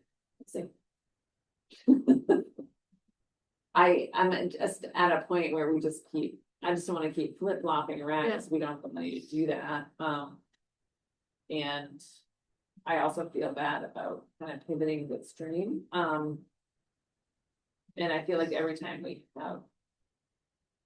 Go to the public, we kind of get, we change directions a little bit, but, it'd be good to try to give them something, I just feel bad that they, have been waiting so patiently for this, and we're getting so close. That I hate to kind of take 2 steps backwards, you know? But they, when you have the meetings down there, I've attended some of those meetings. Yeah. I mean, they always come up with different things they want you to consider, so it's not like you're doing all the flip flopping. No, I know that, and that's why I think, and maybe at some point, we're talking about it too much, right? We're just like, okay, we just gotta show you the design, here's what it is, and we can make tweaks. I'm not saying that that's set in stone. But I think it might be good to show kind of like an end product and say, this is our timeline and our costs and. See what gets supported or not, you know? Cause maybe that is part of the problem is I I want everybody to be 100% on board and we're not. It. And so I know we've gone way over on that item, but I really appreciate your feedback on that. And so I'm gonna transition real quick. That's okay. Yes. Because I added an item to your agenda that I was asked to, by council. Town council has asked, all the chairs, so this kind of goes to Jen, it's like looking at, tell us, your highlights from the year, what you're working on, and what your priorities are for next year. So I kind of just drafted up kind of what's been happening with this group. And so if you have any comments to kind of get back to Jen, or I can fill it out for you, Jen, if you want to give me comments too. But essentially, I'm looking at our highlights of completing the townwide transportation assessment this year. And then I think it's a pretty big deal that we got the Council Vision Zero resolution. While I know it hasn't really kind of paid off yet, I feel like that was a big I think moving kind of Not to towards that direction. not to circle back, but there's a lot of traffic calming strategies in that Yeah, document also. That Yes. I don't know if anyone's looked at with I regard to East Granite. I did ask and he's trying to, yes, I was thinking, I also was circling it back to making sure our guidance manual includes yeah, a lot of that too. Vision Zero stuff Yeah. too. But But I think the East Grand Ave project is like a really good one. Mhm. A really good example of how that, okay, so great, GPCOG did a Vision Zero study, what does that even mean? Yeah. We adopted Vision Zero, what does that even mean? And that's why it would be good to roll it into Yes, complete streets, traffic calming, Vision Zero, like Yeah. here's Scarborough, what we're doing with roads, Yeah. like all in one document. Yep. That would be good. and here's a great opportunity for us to, this is what that looks like, Yeah. right? Like we have this Oh, yeah. overarching work that was done by GPCOG that identifies a bunch of different great strategies for the region. And we can, begin to use those to shape projects that we, individual projects that we are putting forth, like the East Grand Ave one. And it's broad enough that it doesn't say like, oh, you need traffic calming, do these 4 things. Right. It's a menu, it's a toolbox of things to choose from. Yeah. So there's options there. But yeah, I think these are almost exactly the things that I had come up with too. Definitely the metro work was sort of front of mind as well. And maybe it's broader than just a 1-year set of goals, but really looking at how can we plan a little bit better for to be sort of a transit supportive community. Like, okay, upfront, we've agreed to this partnership with Metro. They're looking at potential routes. They will help communicate with us certainly about where transit stops would make sense from their perspective. Ridership and destinations and things like that. But also, maybe just in general, like a lot of times this Metro might drop a dot on a map and it's like, this is a good location for a stop. And sometimes those things are, sometimes a bus stop can be put in solely because Metro says this is where it should be. But other times, like the land uses make sense for a bus stop, but there aren't sidewalks or crosswalks there or other supporting infrastructure that really makes that accessible for folks. So I think it's like that sort of like next ring out that I was kind of thinking of, particularly in terms of, when we start seeing projects coming forward in or around areas where transit access makes some sense, we should be thinking about like, okay, it's this, how could we incorporate a bus stop here, or the infill, the sort of sidewalk pieces of infilling, should we prioritize pieces of that because they're close to where bus route might be running? Not to go on a tangent here, but it's thinking of where you and Roger being on the planning board. Is there opportunity, or should we be looking at our ordinances, like I just have a hard time that I still can't get bus or bus, well, we do have a bus shelter and stop, I guess in the downs, but the hub, like the town center. I feel like, Mm. I'm having a hard time that we're just, oh yeah, that'll come, or That we're- maybe. We're missing Maybe some opportunity. other, or we'll put it in that back parking lot that no one's gonna walk to. Yeah. Or, you know what I mean? Yeah. I have a hard time. Relocating the hub? So we talking about? Not the hub, like I'm saying a transit hub, Oh, a transit hub. Can I ask you a question? but I'm wondering if something in our ordinance needs to change. To kind of force that conversation, Probably. and I'm not just talking about a hub, I'm just talking about. To your point, I just wrote down is being a transit supportive community. Yeah. Like, in order to do that. You need tools in the ordinance that planning board can point to and say, no, this is what you're doing, Yeah. right? Yeah, I think, you know, let's just say it, like, this isn't the type of initiative where we should be expecting everyone in Scarborough to give up their cars and ride the bus. It's just not realistic. Or developers to be voluntarily kind of like, yeah, we're gonna try to get transit here, I don't know. Totally, but I mean, right, depending on where it is. Yeah. If you're on Route 1, absolutely, this should be like top of the Yes. conversation, in my Okay. opinion. Okay. That's a spine of our community Yeah. that does make sense for that. And so maybe the conversation is like, is there an opportunity for shared, like if you come in as a development, is there an opportunity for you to provide some space or utility towards transit access to the greater community? Because our opportunities for that are kind of limited. So I don't know, yeah, things. Sustainability committee that. have also been asking or pushing, around transit, just FYI, when Metro comes and talks to us again, I've encouraged them to join us. They have been kind of beating the drum around having, to be able to have like a park and ride situation, like near some of these bus stops that you would have an opportunity to go and park your car and get on the bus. Yeah, I can't wait for that. Me personally. So that, I know the chair has been like, and she's like, I wanna do this, this is what I tried to do, and then I got told I can't park there, you know what I mean? Like, Yeah. I feel like she's actually walking the walk and saying, this is Yeah. what I'm gonna do, and she's getting shut down. So it's kind of interesting, so I just wanted to, yeah. Yeah, so anyway, I think some of those elements we could work towards some of those. Yeah. Um, So I like that, In the that's year a ahead. supportive community, I'm gonna talk to Autumn about that too, and see if there's any kind of yeah, thoughts around how we might enhance our ordinances a little bit, or. it might be worth asking Metro too, like, do you have That's other, true. do you have other Metro, do you have other communities that Yeah. have good language to that end? That's a good point.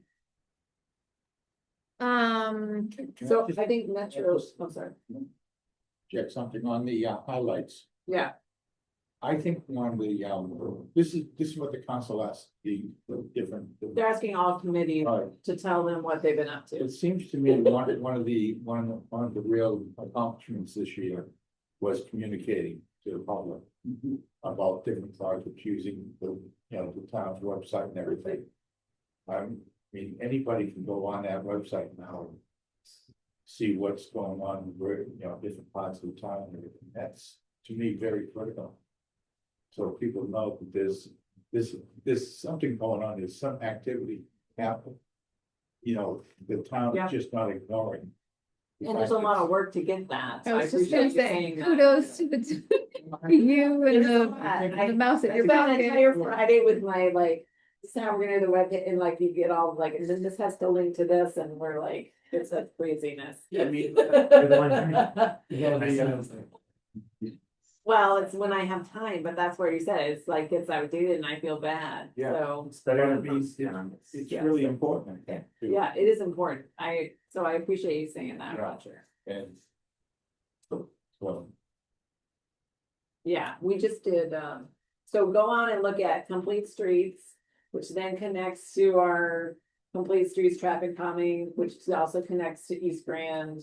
So we're trying to, like in the Let's stop newsletter, that. the recent piece in Autumn, and she did it with a collaboration of other people in the newsletter. on growth. is that- No, yeah, was it Facebook, no, I think it was on the newsletter. Yeah, well, because the workshops, Oh, yeah, I mean, Yeah. it was really those good. workshops were good, yeah. She got applause. Huh? After her presentation, Oh. she got applause. Good. Well, you know, I would think we applied some critics down. Yeah. Because they would realize that there's a lot going on with it and a lot of work being done. To try and address, the concern of the citizen. But unless you let them know that you are working on it. They'll just keep them playing. And our next Not being survey. listened to. Our survey results will be back, I think in the next. Well, we should see it maybe by the next time we meet, so those results, so we'll be able to see our trend on how we're doing on sidewalks or bike lanes or. Getting around town was how they put it for transportation, so it'll be interesting to see how those results come out, so. The only, oh, you have more, okay. The priorities for 26, so. This is what John Anderson keeps talking about, is that this group really needs to focus on. Kind of looking at implementation Yep. of our townwide assessment and trying to prioritize projects. Done a lot of spending, but Yeah, it's probably starting now. Yeah. Yeah. Get actual fiscal projects. Let 'em- going. Let them fly the nest. the other ones we talked about tonight, like, we gotta, continue with our projects, that should be a priority to kind of wrap up, but then also Autumn is gonna kick off the Trails Master Plan. Yeah, in I'm 26 interested in that year, effort too. she's dealing with some staff changeover. We have, very experienced, staff member that is retiring, that's gonna leave a big hole, and that she's gonna have to fill multiple positions, like for her to sit in on all this stuff, so. Mm, And then DOT, wants to start talking about what they're calling Portland West.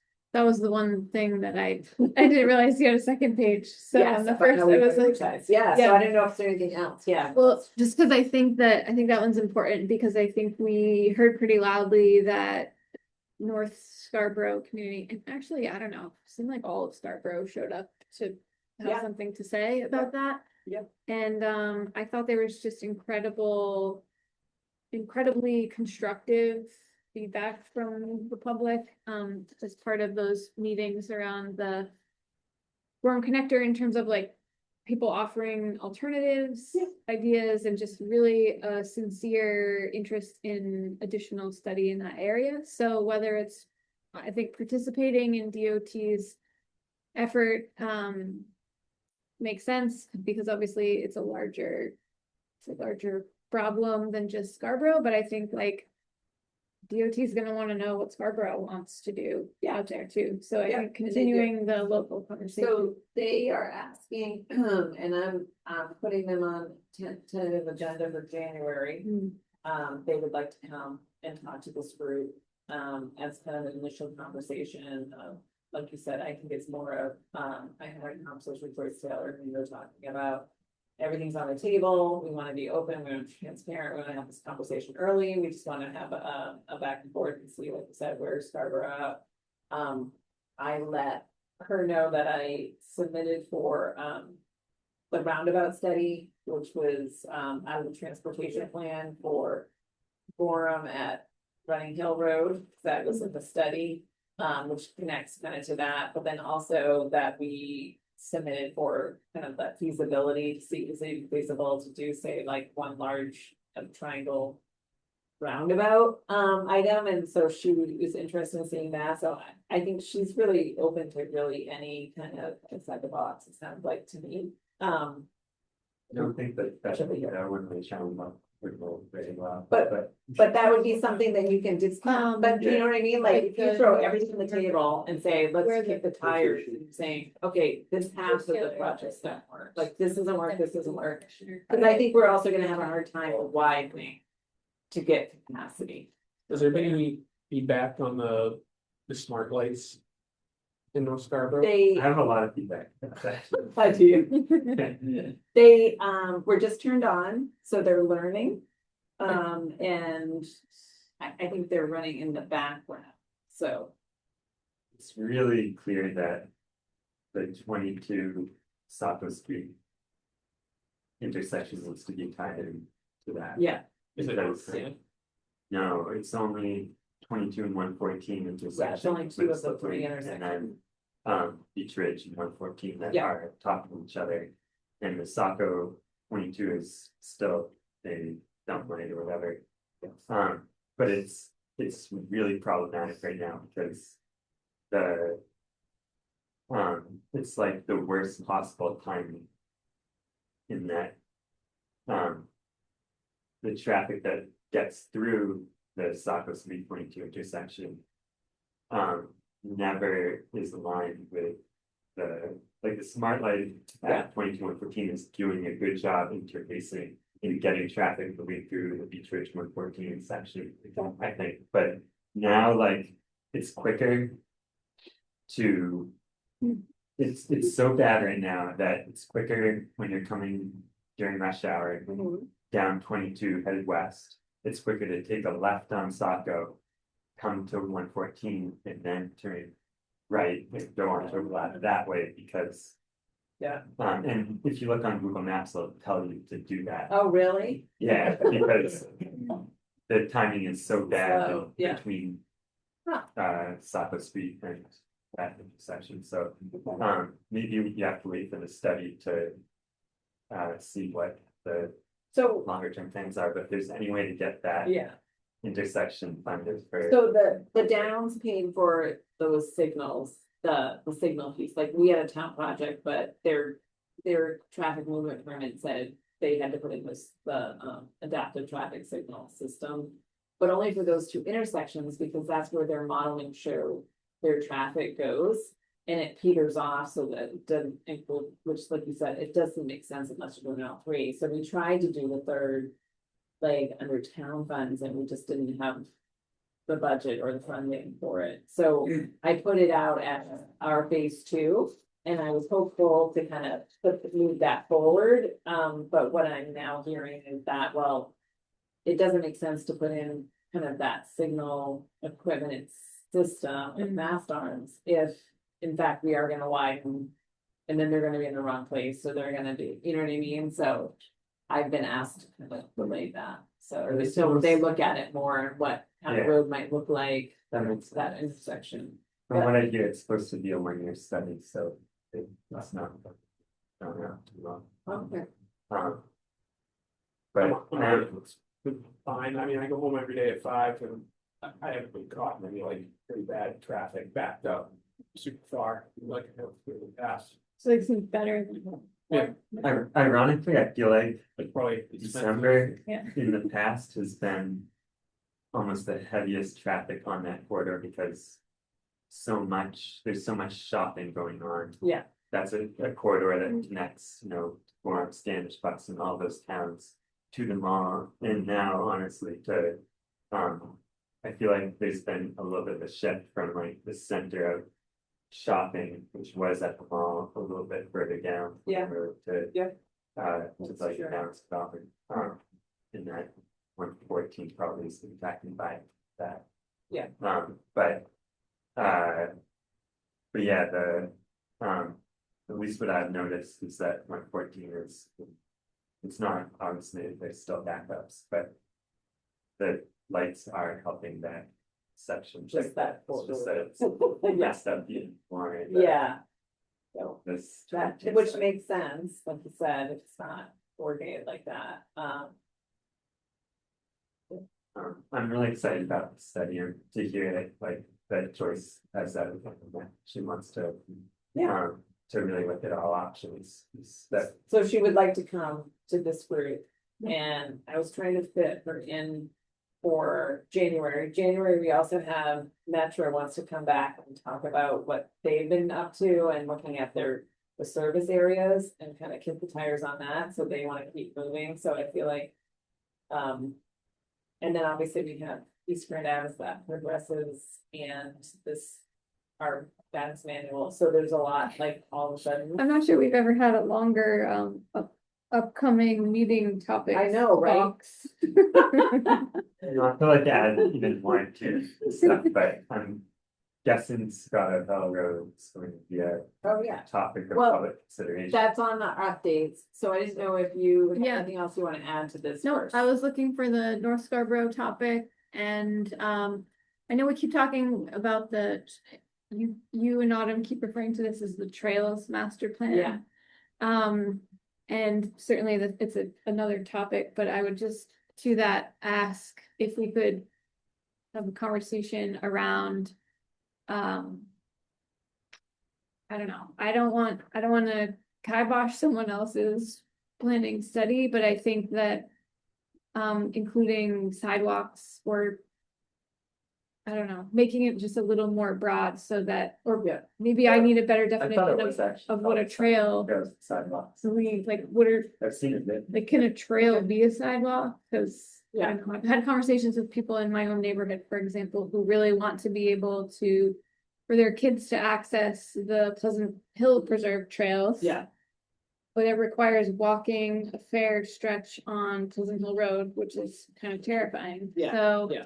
you know, if we're talking about trails master plan, like, how do we get to the trails? yeah. So. Great. So Scott Hill, so updates. So obviously that was an unexpected failure, Mhm. although I guess we should have seen that. But it wasn't budgeted for, I should say. So it's not in our operation budget. So it would be out of cycle for funding. The council does have the ability to vote on it and put money at it. I haven't heard that moving forward. So we're kind of, there's also a window that the work can only happen between November and April, and that's because it is an extremely sensitive environmental area. With the marsh crossing, its title, it's the Scarborough Marsh, it's a pretty big deal, on that outfall side. So, staff has used the opportunity to kind of looking at multiple options so that we can lay it out for council to be able to weigh the costs with the environmental impact, traffic capacity, and then convenience, because that's what we're hearing. People are just like, this just isn't convenient for us. And so that is part of the equation. So I'm not discounting that. It's all part of what they need to look at. And so right now, just where we're at is looking at 4 options. One being replacing the culvert, at a minimum requirements that Army Corps would require. We did meet Army Corps out there. That's when they were talking about kind of time frame we could do it in. That is gonna have to get a lot bigger. It's gonna have to be a different type of culvert. It's gonna be not a cheap culvert. It's probably gonna be multiple. Right now, I think there's 4, 6, some of them, but it'll be box, and so there'll be it's quite a span. So even a minimal regulatory requirements is a significant cost. And so the next steps, that's just. right now, the consultants I had, think it had just over $1 million. I think that's low. But that is what we were given as some estimates. I will say DOT was at the meeting with us and said, there's no way you can do a culvert like this for less than 3 million. So I think it's 1 to 3 million. Let's put it there. Yeah. So then we're also looking at, we just completed our vulnerability assessment that shows the flooding scenarios.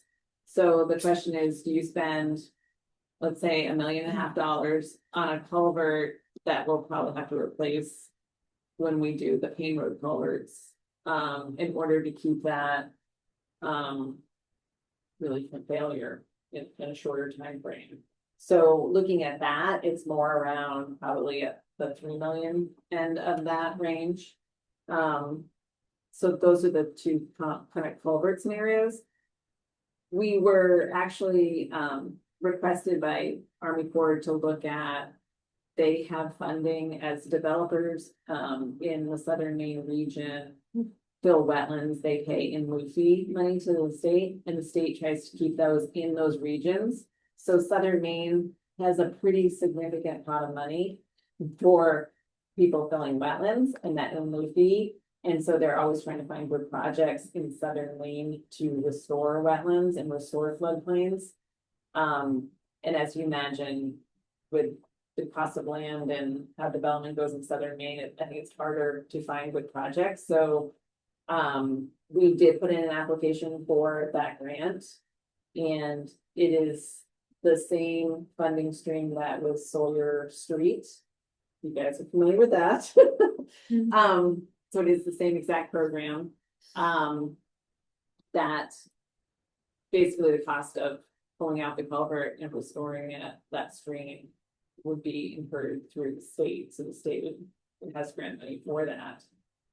And then we have the fourth option, which was something, that if we went that route and were able to get grant funding for the removal of that, is there a way to make it less painful for those that have that as like kind of commuting corridor, or those on Two Rod that are dealing with extra traffic, to actually construct a road on abutting properties so that it avoids the environmental impacts of the stream corridor or the marsh migration that's happening with Scarborough Marsh, which would be at I think a cheaper cost to build a new road than to deal with the culverts. But So that again, is- you can weigh all the costs out. Where would that be, for example, like, would that be? Obviously not gonna go through Right. So would that be like, here? Yeah. I think this is owned by. Yes. That's interesting. Yeah. I think, And then you can design it for that purpose, like it's about getting from Scarborough Road, that it could be built and designed in a way for that purpose. Rather than, To get. I think what's happening is you're directing more traffic to a road that exists. Complaining. Right. Without to go. I think in two roads. That's two roads. And I will say the intersection at Scotto Hill and Payne Road is a high crash location. It's got those skewed angles and there's a lot of issues with that intersection. DOT has been looking at that as one of the safety projects. I've filled them in. This is before the failure of the culvert. We've been talking about that intersection, about what do we do about it.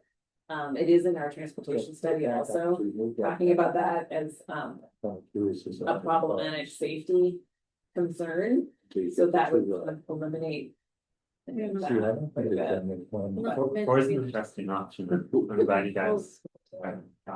So I think it is, I think there is definitely said about. the connectivity. Like Yeah, it goes back to what Roger was saying, right? We don't want to eliminate roads, right? That is used for like for West Scarborough in particular, in parts of North Scarborough.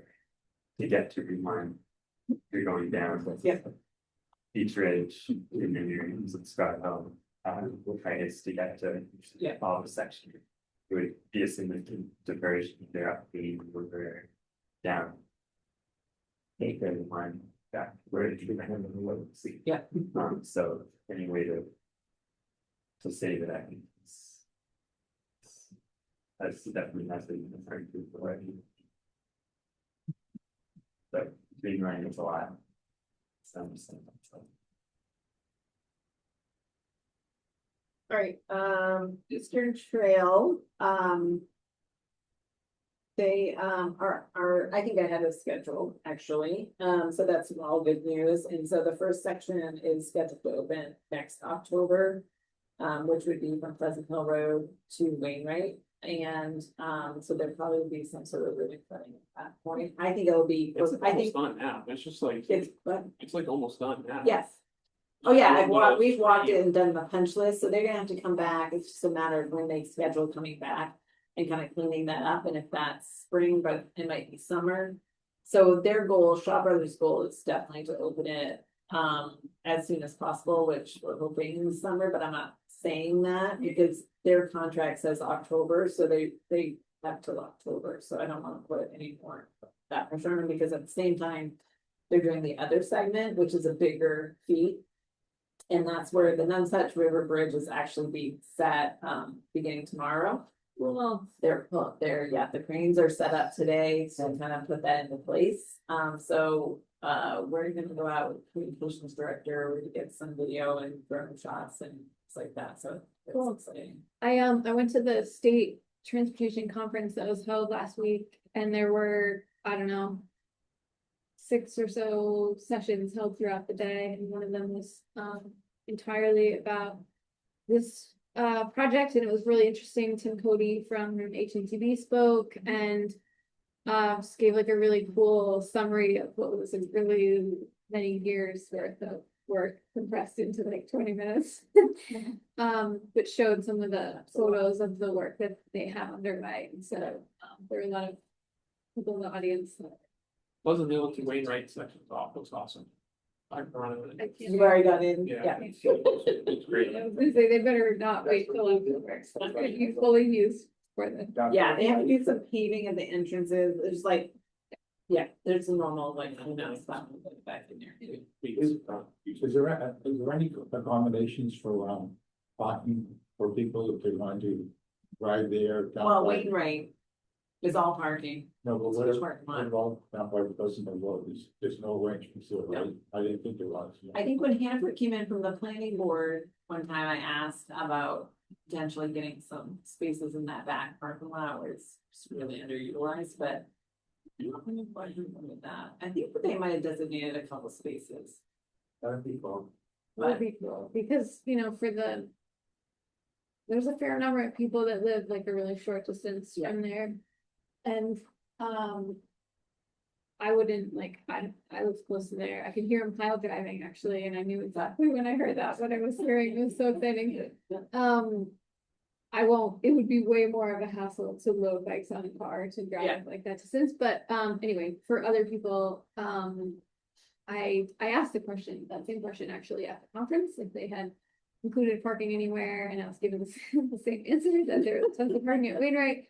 And then the second part of my question that I asked was about, what options did they look at, or what recommendations would they have for improved connectivity in Scarborough to this section of the trail, which we haven't really prioritized connecting to because A, because there's a lot of wetlands, so it's hard, but B, it hasn't really gone anywhere, so Yeah. there hasn't been a reason to really like double down and connect into it. But things like, I could see things like that, like the section of trail that we were looking at along Highland Avenue, like that's not all that far from Yeah. this area. And And maybe that could be a focus too with Autumn's CIP. yeah, Is Yeah. how do you connect to the trails? Thank You had mentioned, and Eastern Trail is a big one.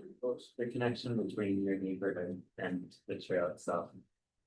I think would be really important. It's Yeah. Such a, and there's actually a fair amount of space it's kind of scary, but I think it could be improved. A fair amount of space on Pleasant Hill Road, with some very short but even scarier exceptions to that. So like right approaching that four-way stop. And the intersection coming up from Chamberlain is scary, but anyway, Yeah, that is a wide open. all in all, like some, Big trucks. Yeah. some good opportunities for people to be able to think now about how we can, I could just hop on there and ride, to Pine Point Road to get my great. yeah. How do I do it? So the one bridge from the Nunsuch Bridge is going in, so that's behind Hillcrest. And then in the spring, they have it noted in April, they'll be setting the railroad crossing bridge at the CSX tracks. That's the one closer to Pleasant Hill. So that's the goal there. And then What's the timing for the 18 months from there until? Like, once those bridges are set?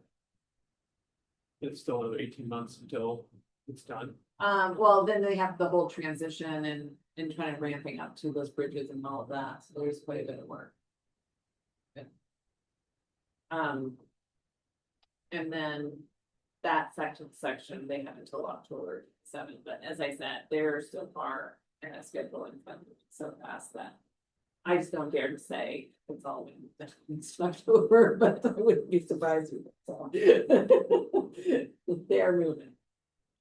And then Metro, this I did for sustainability, so I just, I'll put this in the packet online or whatever, but sustainability committee wanted an update.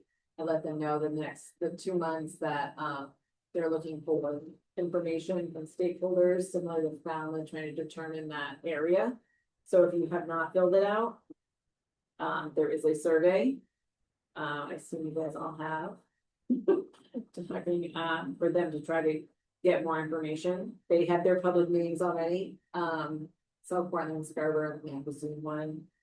And then, so next steps are Metro wants to come back here, sooner rather than later, so that they can kind of justify where they're at, to try to keep moving forward with that, and then their service area. And then looking in the spring to do a presentation, do a council workshop, to really lay out those routes and that map, so that's what they want to get in out of that with this group, try to see, what your thoughts are before they finalize it, before they go to council. I thought they were doing fixed route first, and then microgrid. That's not what that's mean. Yeah, I did too. Okay, great. I'm not crazy. No, but I did. It was something about supply and what they had available, in order for them to get the fixed route buses. So think this that was the January- last update I got. I think this January meeting's gonna be retreat. Of the tree. Sounds like it's gonna be about 6 hours. I know, it's going on too, I'm sorry. Joyce, take a- Well, you have the holiday lights for your enjoyment, there's a lot of meetings watching. You guys did a good job. I think it looks great, yeah. Yeah, it's nice, we've heard a lot of people, I think, and stuff, so. Yeah, council, yeah, I would feel some more money for lights, but I think it makes a big difference, everyone's like seems very happy with it. But that's what I have for updates. Okay, great. We need public comment. No public. I'll second you, Ken. Okay, great. I'll first and finalize the adjournment. Okay, thanks guys Great, for going thank so you. late. Thank you.